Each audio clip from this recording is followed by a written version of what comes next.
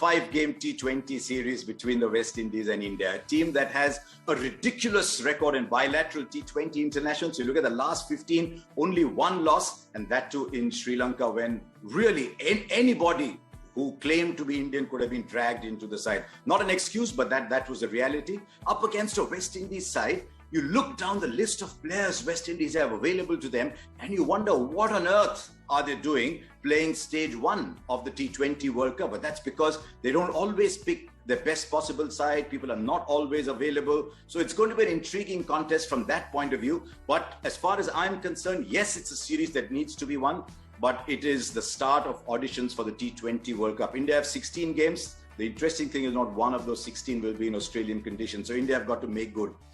What are the factors that you want to be looking at in this series?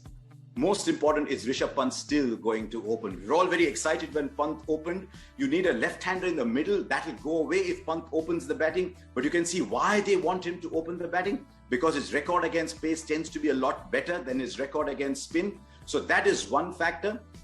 What that means is if KL Rahul comes back and Pant succeeds as opener, are they going to continue with Pant and play Rahul in the middle order? Will they play him at 3? There's already a logjam at 3, and we do not know the answer to Virat Kohli as yet. I'll say this again and again. I so wish Virat had played these 3 one-dayers. It would have been perfect for him to get back into rhythm, but there's no point talking about what isn't. So that is the first thing.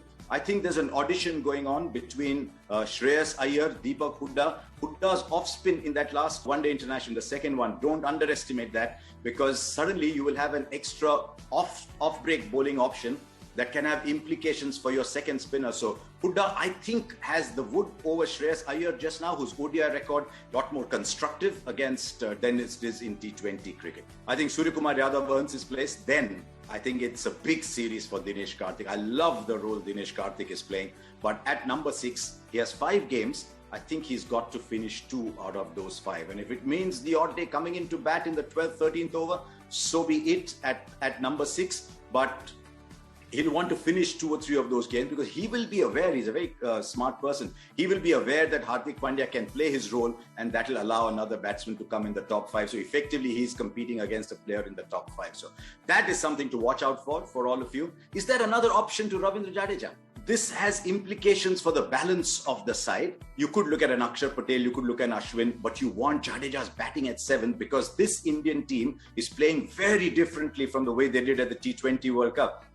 If they are going to go bang, bang, bang, bang, as Rohit Sharma has already demonstrated, you need Jadeja's batting at 7. If you need Jadeja's batting at 7, you have to look at Hardik Pandya's fitness carefully, because if Hardik Pandya is not fit, Jadeja doesn't play. He's no longer a 4 overs bowler, at least in current form. So keep an eye out for that aspect as well. And finally, the second spinner.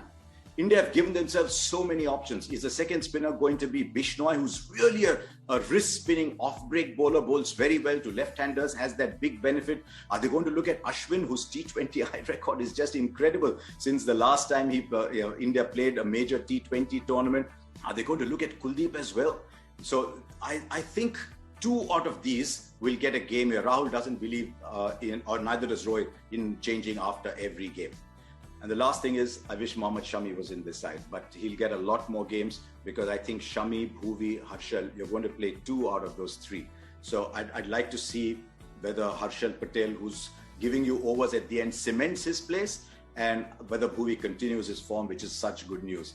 Given that Bumrah is not playing this game, I expect Arshdeep to get at least 3 games. And in those 3 games, to see whether he can be that left-handed option that India so desperately need in a team that is so full of right-handers. So there you are. Those are the things I want to look forward to. If I had to say, what is the one thing I'm looking forward to among all these? It is the approach. Are India going to go bang, bang and say, right, come what may, we're not going to ease up. And if it means the odd day we are 130 all out, so be it. So there you are.